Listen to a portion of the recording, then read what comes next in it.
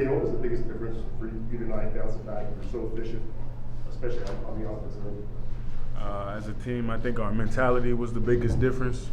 We kind of strained out and buckled down and just came in with the mentality that we play most of our games with. I think we let that go a little bit last game, and I think we locked in, took the loss the right way, and came in with the right mindset.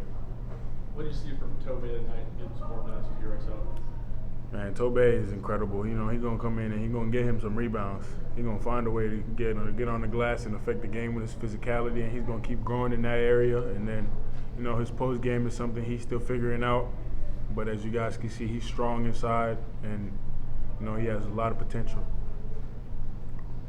How did the mentality stuff kind of go wrong against Colorado? And what did the past few days look like in terms of you guys getting that corrected and coming back to looking like this? I think it's easy when you know you have a good team to forget how hard it is. Because you can't just walk out there and win, even if you're good, especially with the type of teams that we play. You know, our schedule is always tough, so we got to just keep that hard-nosed mentality that we got to go out there and play our game and focus on being the best versions of us and never really worry about who we're playing or are they good or are they not. We just, as long as we're taking care of ourselves and making sure we're coming in the right way, we'll be good. What did that look like, I guess, the past few days in terms of getting back to that place? Honestly, just coming back and practicing hard and doing what we do, you know. For us, it's never really about any kind of magical fix. We know who we are as individuals and we know who we can be as a team. So, you know, whenever something like that goes down, you know, we talk to each other and we come back and we just keep going harder at practice, going at each other, you know, letting each other know, holding each other accountable. You know, coaches holding us accountable. That's always a big part of it. You know, Coach Barnes going to hold us accountable. And all the assistant coaches will hold us accountable. And as an older team, you know, we're getting better every day, and we've been getting better since I got here at holding each other accountable. Rick held Zakai accountable on Sunday. Is it any surprise to see him kind of bounce back, respond the way Zakai did? Zakai's a tough kid. You know, he'll always bounce back. He'll always figure it out. And, you know, you guys know Coach. He will hold people accountable. And there's nothing he'll say to the media that he won't say to you to your face. So it's nothing new. We knew what Coach was going to say. We knew he already said it to us. So it's nothing. We don't really worry about what's going on in the media. We are here. Well, we hear from each other first, and then you guys hear about it later. So we know. You already touched on it a little bit, and Coach did as well, but getting back to the identity of this team tonight compared to Colorado, what would you say that identity is? Like, if you had to describe who this Vols team is, who are you guys? For us, our identity, you know, every year it can change a little bit because of, you know, the teams that we have, but it's always based on being a tough, hard-nosed team, you know, getting on the defensive end. You know, every year that I've been here, we've become a faster-paced team, and that's become a part of our identity now, just, you know, playing with speed, almost a run-and-gun type of mentality, trying to figure out how to play better inside out. But, yeah, being tough is always at the core of our team, and that's how we build our identity, through toughness. What do you think about the pace tonight, and do you think you guys played a little bit more controlled tonight than against Colorado? Yeah, I think our guards had a lot more confidence. They had, you know, their mindset, knowing what they wanted to do, knowing where they wanted to get the ball.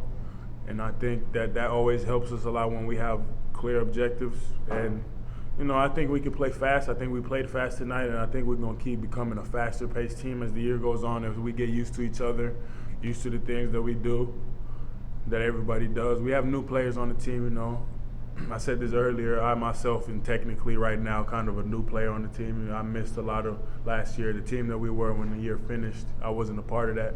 Now coming back in, I'm figuring out my role, and everybody else is trying to figure out my role as well. So I think our speed is something that's going to keep picking up until we find something that works for us. Finish up for the West, then Mike. Olivier, you talked about being able to sort of accept criticism when you play for Rick Barnes. Is that something that, if a guy doesn't know how to do that, it's going to be tough for him here? It just seems like the guys who hang around for a few years, you just kind of have to have that to play here. Absolutely. I mean, you guys know Coach. You guys know how he is. You've been around this a long time. Probably some of y'all longer than me. He's going to tell everybody what's up. He's going to let you know when you're not doing good, and he's going to let you know what he wants from you, what he needs from you, and he's going to be critical. But, you know, he has everybody's best interest at heart, and the things that he's telling you are the hard truths. that you need to hear. And it's not for everybody, but as a team, we do our best to help each other out. And the people who are here belong here, and the people who are here, we want them here. And regardless of people who left or stayed, you know, everybody who's come through here has learned something from this place, and that's a great part about this place. Tell me about Jemai Meshach, just the way that he's improved this offseason. Pretend he's not behind that curtain right now with you. Nah, Jemai, man, Jemai get better every day. Jemai is now become my favorite 45 cutter. So from now on, whenever I catch the ball on the block, I am expecting him to cut. Yeah, I think Jemai is incredible. I think he's figured it out, you know, from in a sense of he has to keep getting better every day. He has to be willing to learn every day. He has to, you know, take criticism. Jemai has always been good at, you know, hearing those hard truths. And he's just a hard-nosed guy. You know, he fits our standard perfectly. You know, he plays defense hard, and he wants to score. He wants to guard. He wants to win. I've not been around too many guys like that. Somebody I'll compare Jemai to is Victor Bailey Jr. last year. You guys know how tough he was and how he got his and how, you know, he worked hard. And that's how I see Jemai. And I think Jemai is going to keep getting better here, and I think he's going to end up being a great Tennessee Vol. He already is. Okay, great Thank you stuff. for that question. All right, so.